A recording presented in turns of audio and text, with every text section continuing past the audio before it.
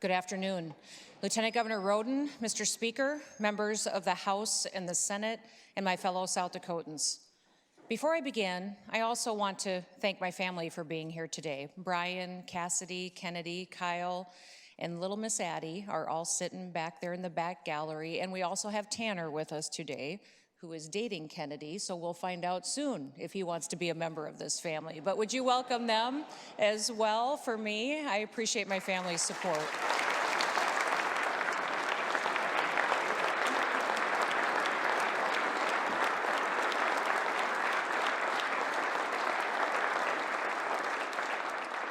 Maybe the one guy in the room has got more pressure on him than I do, huh? I stand before you today honored to serve as governor of this great state. I'm honored because of what this state stands for. It stands for freedom, family, and fiscal responsibility. Now, fiscal responsibility is not just a talking point for us. It's how we do business. It is how we pay our bills. We plan for the future. We keep government small and effective. Since I've taken office, we've built on those commitments. We have a lot to be proud of here in South Dakota today. South Dakota's economy is growing. People are working, new residents are moving to our state.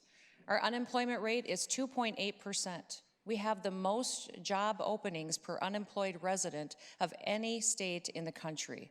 We have one of the very best business tax climates according to the Tax Foundation, and our state GDP growth consistently ranks among the highest in America.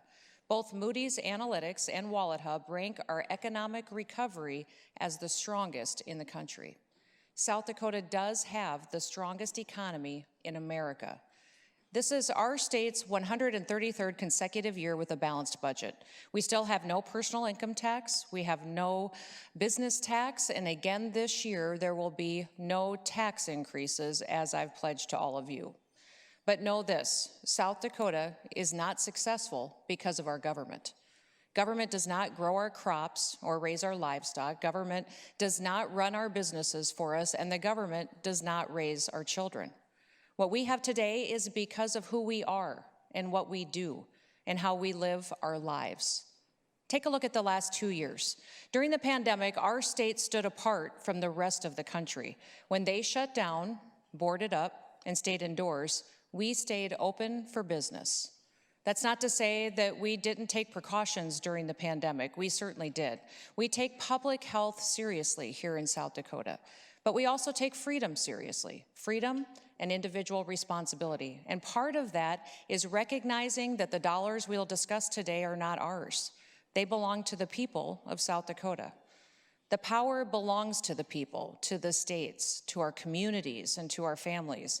It is in each of us, every single individual. That is the genius of our federalist system.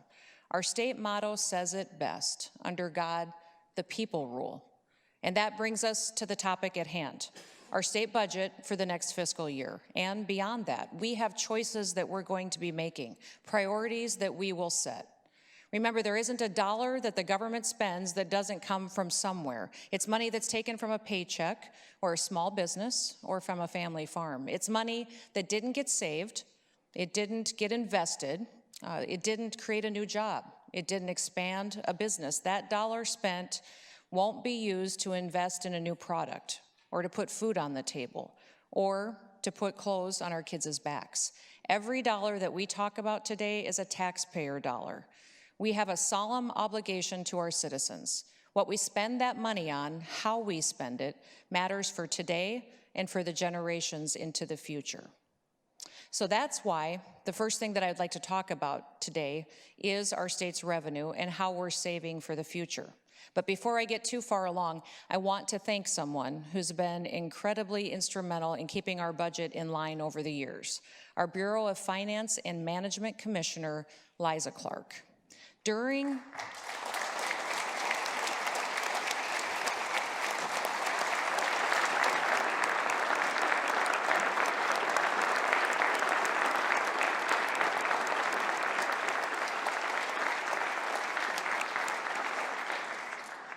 her 5 years as commissioner, we've grown our budget reserves by 95%. We funded important priorities and collaborated with partners across the state to care for people. We will miss having her on the team, and I'm sure that the legislators will miss her tenacious defense of fiscal responsibility. And I am so incredibly grateful for the long, long hours that she has put in over the last several years since I've been governor. She has had 3 times the amount of work a traditional commissioner would have because of the extra programs, extra requirements, extra audits, because of federal government responsibilities and accountability and extra dollars that have come in during the flooding and the pandemic of the last 3 years. So once again, give Liza and her team a round of applause and thank them for their service to the state of South Dakota.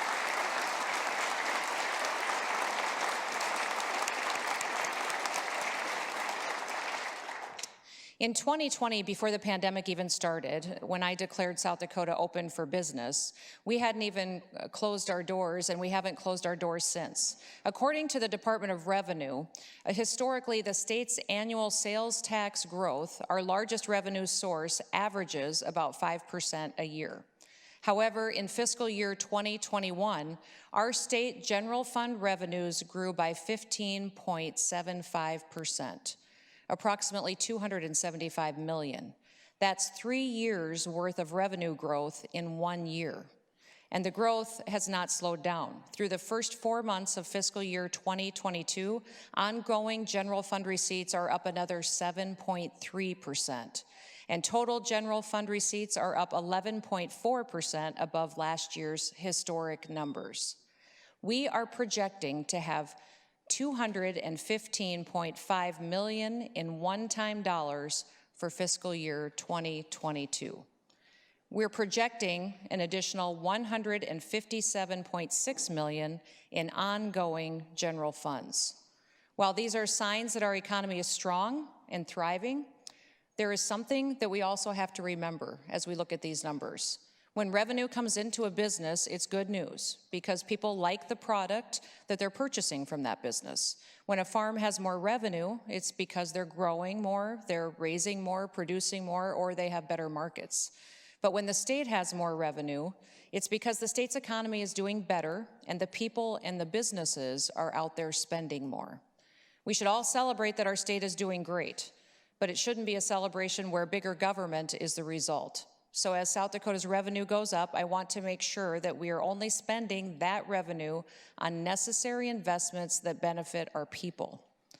Now, there's another kind of revenue that's come into South Dakota this past year, and that is revenue that's not brought here in the traditional sense. It's a giant handout from Washington, D.C.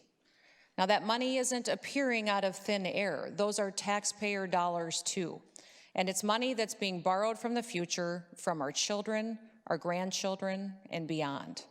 I have had people ask me from time to time in the state, Christy, why don't you just give the federal money back?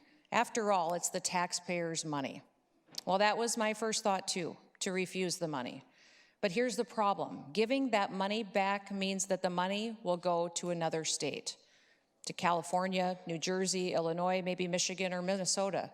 That money is not going to go back into taxpayer pockets, and it's not going to go back to reduce the debt that this country has. It will be spent somewhere else other than South Dakota. It'll be incurred by the country, and our people will still suffer the consequences of that spending. There's something else about these dollars. That money that has already been spent in Washington, D.C., was sent to the state with strings attached. They put conditions on how we can spend it and how we must spend it. To the fullest extent that we can, we are going to put these funds to work for our state, to address our state's most pressing needs, to make fiscally responsible decisions, one-time expenditures that will not grow the government, but will instead save our people money in the long run. Washington could learn a lot about fiscal responsibility from watching how we operate and spend money in South Dakota. We have a strong track record of doing exactly that. Last year, in the face of the pandemic, we increased our savings from 10%, as is traditionally done, to 12% of the budget. Today, with inflation rising to unimaginable levels, our nation's future is even more uncertain. That's why today I'm proposing that we save more than 14% and put it into our budget reserve fund. Our economy in South Dakota is strong, but we don't live in a bubble. And it is up to us to brace for the future, to look beyond the horizon, and to prepare our state for what is coming next. Having strong reserves is an important part of that plan, but so is addressing other long-term challenges that are facing our state, our people, our infrastructure, and our public safety. I'd like to start today by talking about our workforce, the talented, hardworking women and men of South Dakota, the challenges that they are facing, and how we can help them be competitive in our ever-changing economy. Something pretty incredible happened in South Dakota in the last 2 years. There has been a dramatic increase in the amount of new residents that have come into our state. They're coming here for many reasons, but the main reasons are because we respect freedom. Our taxes are low, and we cut red tape so that people, businesses can succeed. We didn't shut down our economy, so it's strong. It's so strong, in fact, that we have about 28,000 open jobs, but not enough trained people to fill them. There are only 800 South Dakotans on continued unemployment claims, making us top 5 in the nation for the lowest unemployment rate. If we want our businesses to stay in South Dakota and to grow in South Dakota, we need qualified workers who can fill those jobs. But new folks who are coming to South Dakota to fill those jobs are running into a problem. A tight housing market is making it difficult for them to find a place to live. It isn't the government who should solve this problem. Instead, we need to find ways to help the free market step up and to solve this problem. So here's how we're going to accomplish that. Today, I'm announcing that $200 million investment from the state in workforce housing grants that will encompass $150 million of one-time state general funds. Those dollars will partner with $50 million in federal funds to be invested in sewer infrastructure tied to those workforce housing projects. Those dollars would be matched by local communities and developers to ensure that everyone works together in a partnership. A third of the money from the developers, a third from the cities and the area leaders, and a third from the state of South Dakota. This is $600 million in total investment in workforce housing. With this investment in housing, we will help free up our tight housing market.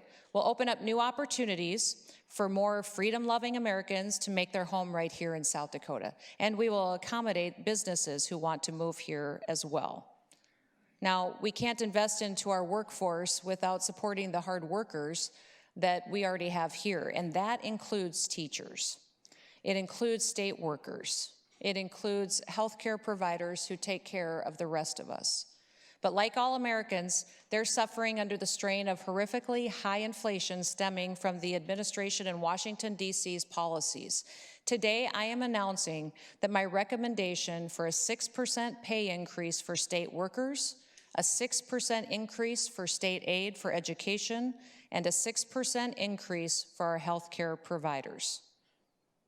Since I took office, our state has taken on unprecedented challenges. In 2019, we faced historic flooding that placed 63 of our 66 counties in federal disaster status. 2020 then brought us a COVID pandemic, among countless other challenges, and I think we can all agree that our healthcare and our frontline workers deserve our full support for their dedicated service these past 2 years. The funding increase to providers should go directly into those frontline workers. And our state employees have taken everything in stride. They've increased their workload dramatically, and they've continued to provide our constituents with the best service that is possible. The same can be said for educators. They adapt to challenges every single day. Our teachers are working with each student uniquely to prepare them for the future. School districts should invest the 6% increase directly into our teachers and into other district staff. This 6% increase, it is unprecedented, but it's also necessary. Many of these positions in these 3 areas are not keeping pace with their counterparts in the private sector or in other states as well. They deserve our support, so I recommend we give it to them. Now, housing is a big part of the workforce challenge, and there's another challenge that we need to address. It's one that's affecting workforce families, single mothers, and single fathers. That issue is childcare. For families who are struggling to make ends meet, daycare is the only way that they can ensure that they can work to put food on the table. The pandemic has caused a decrease in the number of registered daycare providers around the state. Washington, D.C. has a plan, but it'll make this problem much worse. It's more of the same from the big government crowd, more entitlements, never-ending government programs that do more harm than they do good in the long run. So let's do something better here in South Dakota. We already have some great examples to look at. I want to applaud the work of nonprofit groups like Compassion Child Care and the Boys and Girls Club. These groups are providing low-cost and affordable daycare options for young children and after-school programs for older youth. Through the use of federal funds, the Department of Social Services will use $100 million to provide grants for startup and existing daycare centers. This will allow high-quality child care facilities to open and to expand in the state, and it will also help existing registered facilities stay open and to continue to provide care.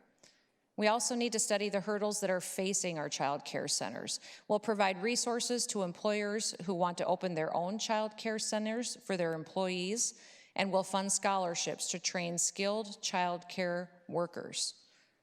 I know parents want the best for their children, but the answer isn't government bureaucrats taking care of their kids. Let's strengthen our existing daycare centers, help new providers enter into the business, and put more talented child care professionals out into the field. Now, more skills training is needed across the board as we look to increase our competitiveness with other states. It's also important for our children and our grandchildren who will be looking for new opportunities in the job market. I'm proud to announce today something that's truly going to be transformative for our state. I propose that we invest $30 million to facilitate new cybersecurity training programs at Dakota State University. Cybersecurity is an emerging, cutting-edge industry, but companies go where the talent is. So let's train that talent here in South Dakota and keep them here in cybersecurity. Let's give those companies a reason to locate here in our state. And let's equip our graduates with the skills that they need to compete for those six-figure salaries in cybersecurity companies right here in South Dakota. I'm also recommending an additional $17 million to enhance workforce training capacity at our technical colleges. These targeted projects will increase training for nurses, farmers, ranchers, manufacturers, even more. Now, not every single proposal in this budget comes with a major price tag. In many cases, we're able to promote low-cost programs that will have a big impact on small communities. These are some of them. And for those that are looking to start a new business or an enterprise at the University of South Dakota, I am proud to announce support for the Coyote Business Consulting Program. This dual-purpose program connects small business owners with business students who provide marketing and other services under the guidance of faculty. This program provides these services for free to small businesses across the state, but it also gives students valuable work experience that they can take with them into the job market. And additionally, to meet the needs of our healthcare industry, I'm recommending that we seek federal approval to fund construction projects at Northern State University and at Black Hills State University, and both of those schools will be expanding their nursing programs. The project at Northern State would fund facilities for a partnership with South Dakota State University's Accelerated Nursing Program. One powerful way that we can attract people to our state is by marketing what our state has to offer. That will help attract the visitors that we love and also the workforce talent that we truly do need. South Dakota is one of America's best kept secrets, but word is getting out. Part of the reason that our state is in the position that it's in today is because we've benefited from an increase in tourism. That has been a boon for some of our businesses. It has created new jobs. It has helped give us the resources to make investments that we're discussing today, and we need to tell the story of our state to help facilitate the kind of workforce development that we're looking to achieve. Our team at the Department of Tourism, they are the best. They truly are. They have won award after award for their marketing efforts, and we are going to empower them even more to keep delivering for the state of South Dakota. I am recommending in this budget that we invest $35 million in marketing efforts to be routed through the Department of Tourism. Now, these efforts will include traditional tourism campaigns, like you're familiar with. We'll promote our local communities, and we'll also promote Native American tourism and agritourism. We're going to ramp up our marketing efforts to highlight South Dakota's hunting and fishing opportunities, and we'll also provide grants to local destination marketing organizations. And on top of all this, we will increase our workforce marketing efforts too. Our state's #1 need is healthcare practitioners, and we recently partnered with our state's healthcare providers and systems to recruit more nurses to our state. We're going to continue to do that in other areas. You all saw the law enforcement recruitment plan that we put together and implemented with tremendous success. Let's continue that momentum across other careers and other fields. Now, we can't have a strong workforce if we don't have strong and healthy families. And so today, I'm announcing that I want to expand our Bright Start program statewide. It's been an overwhelming success for eligible mothers. And that's why I would like you to endorse the program and continue to support it. Bright Start serves mothers in need by bringing nurses to their homes in the first year of a child's life after that child is born. You all know that I'm pro-life, but too often pro-lifers get falsely criticized for not caring about mothers and about their children after their child is born. As we get closer and closer to our goal of protecting every single unborn child, our pro-life focus should include programs like Bright Start that help set up families and mothers for success. Now, those nurses that are teaching these skills are instrumental in the care of the child, as well as the important developmental steps in those first few years. Bright Start is going to help more families get on the right path right away, because every single child's life matters, and we need to protect those lives in a smart way. Bright Start accomplishes that. I hope you'll support the program to go statewide. One of the fundamental roles of our government is to build and to maintain the infrastructure that is necessary for our society to function. Just like having a roof on a house or putting oil in a car, these are not optional expenses. Some of our infrastructure is aging and it needs to be updated and replaced. Some infrastructure needs to be built from scratch as well. These are investments that are going to last us a lifetime. As our state continues to grow, so does our need for access to clean and quality water. Thankfully, we now have the resources to make a $660 million investment, once in a generation investment in water projects across the state with our combined resources, including state, federal, and local dollars. Those three entities combined will put $1.5 billion worth of investment into these projects. This necessary work will ensure that our small towns have clean drinking water. It will update existing water treatment facilities, replace outdated water systems in our older communities, and construct drainage projects for new communities. I know some of you feel really strongly about the particular water projects in your community. Routing this money through existing programs that we already have at the Department of Agriculture and Natural Resources, we can ensure that there's going to be a fair, objective, and impartial process to make the best use of the taxpayer dollars that we have. With these efforts, we're going to be able to provide clean water for our communities for years to come, even if they grow and they expand. And we'll be able to ensure the continued success of our agriculture industry and new industries as they move into our area, our communities, and our state. Other infrastructure.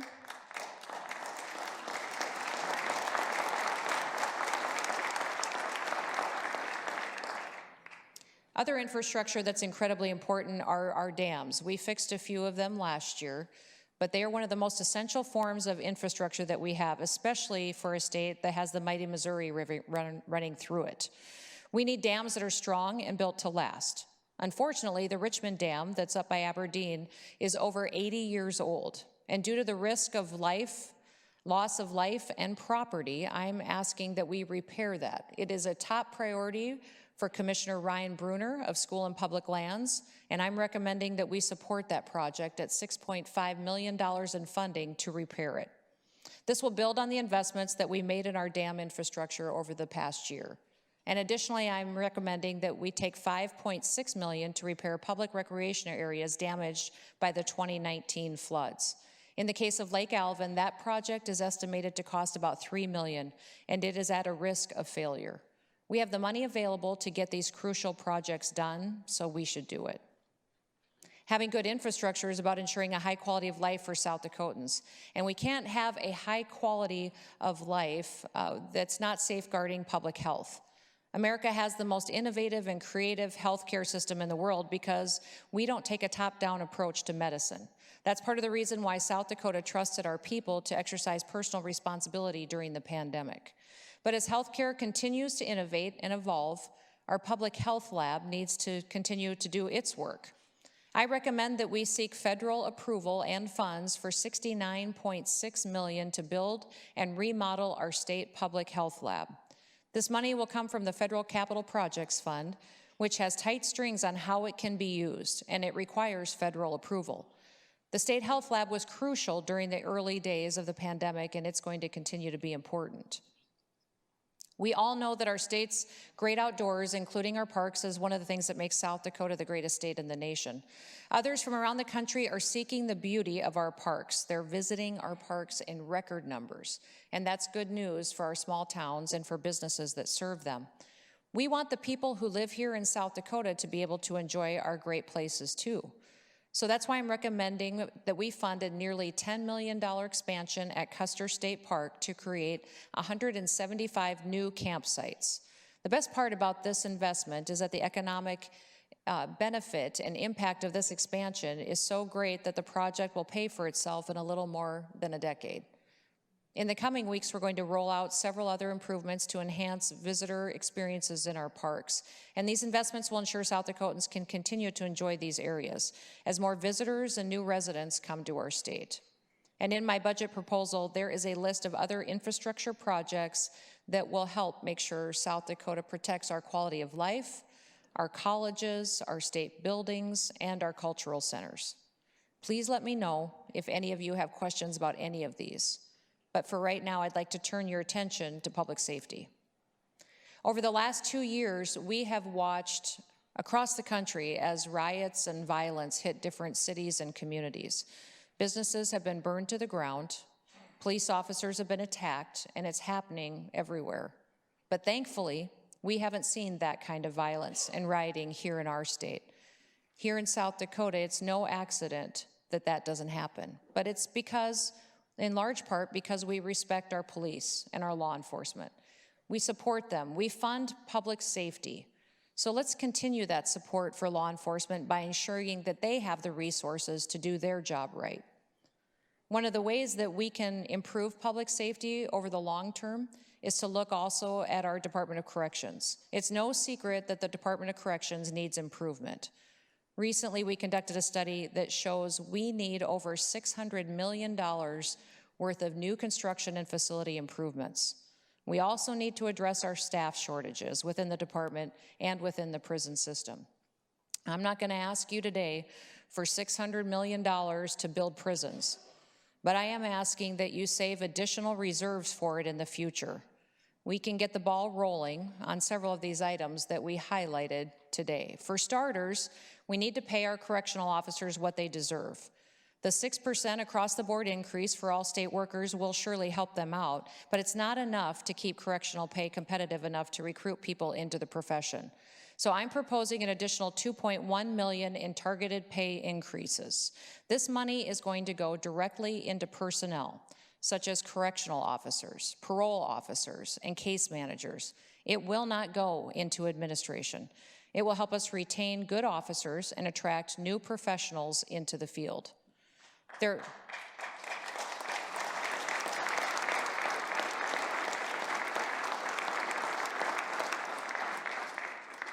are smart things that we can do today to keep our communities safer in the long run.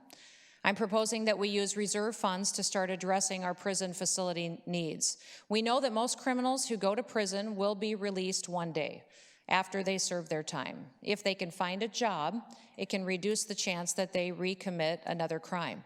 So that's why I'm recommending that we invest $28 million into a community work center for women in Rapid City. This will help incarcerated women learn the skills that they need to get a job, continue to contribute to society, and to avoid a life of crime. be closer to their families. Our judicial system also plays a vital role in our public safety efforts too. Sadly, our courtrooms have become targets. They become targets for violent criminals. And we are taking steps today to protect those who serve the public as dedicated members of the justice system. We are providing $5 million in funding for courthouse security. It's a priority of the Chief Justice, and I appreciate him being concerned about making sure that safety is upheld. It's another way that we can work to keep the public safe. And we're also investing $500,000 for justice and judge salary increases to fairly compensate them for their service to our state per the legislation that you all passed last year.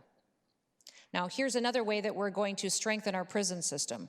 We aren't going to rely on them to be mental health counselors or holding centers. Too often when someone is experiencing a mental health crisis, they just end up in jail or in an emergency room. That doesn't help them, and it puts a strain on taxpayer dollars. We can take care of our individuals better. Let's do it by creating regional behavioral health centers to serve people in crisis statewide. Last year, we funded such a project in Pennington County, and construction is underway at that facility. I am proposing $15 million in one-time money to construct more regional facilities across the state. We can do a better job helping people struggling with mental health. Our state will be safer, and it will be healthier as a result. Now, for most of us, we depend on first responders when we're in our darkest hours, and we hope to never need their services. But in our most trying times, they answer the call. They put their lives on the line every single day to help others in need. Wherever you live, whatever you do, wherever you are, whatever the emergency is, they're there. And we want to ensure that every South Dakotan can be taken care of in an emergency. I'm recommending $24 million to fund a comprehensive reform proposal to our Department of Health and Public Safety to improve emergency services. A significant portion of this investment will go to support our emergency workers and bolster service in our rural areas. This proposal includes a series of investments to make much-needed upgrades to first responder equipment, keep them on the cutting edge, new life-saving LifePak machines for EMS, funding for mobile live fire burn units that can be used to train firefighters across the state, new equipment to fight wildfires, and a new coordinated campaign to recruit more volunteer firefighters. There are also things that we can do to be much more efficient, things that we can do across the state to provide more service to the people that live here. We will provide funding to create regional EMS services. We'll expand telehealth to EMS, emergency responders, so they can communicate with patients and hospitals. And this service will allow high-quality care to be given in critical situations. We'll be providing funding for mobile base offices to help with fire response. Unfortunately, as safe as South Dakota is, we're not immune from emerging threats that happen in our communities. Threats like human trafficking, drugs, crimes against children, Medicaid fraud, and cyber threats. In my budget, I am recommending a series of investments to confront those threats head-on. And that includes the creation of a human trafficking state coordinator to work under the Attorney General's office, funding for human trafficking training materials for law enforcement, the hiring of a specialist to work exclusively on cases involving missing or murdered Native Americans, a crime response vehicle for gathering and for securing evidence, the development of a Medicaid fraud data system, modernizing the state radio system that law enforcement uses to communicate, and replacing state radio towers in Redfield and White River, and modernization of the state IT system to ensure our citizens' data is safe and secure. And while we're taking those measures to prevent crimes from happening, to get predators off of our streets, we cannot and we will not forget the victims of those crimes. I am recommending that we appropriate more than $3 million in victim services grants to help those who are survivors of violent crimes. As the federal government has reduced that necessary funding, the state of South Dakota will step up and support our victims. Now, there's another line of defense I'd like to talk about today, and it is all of the men and the women who serve our country, especially in our South Dakota National Guard. Our South Dakota National Guard are the very best in the nation, and I'm not just saying that because I'm their commander-in-chief. For 4 years running, South Dakota Guard units have been nationally recognized as #1 in America for readiness capabilities, equipping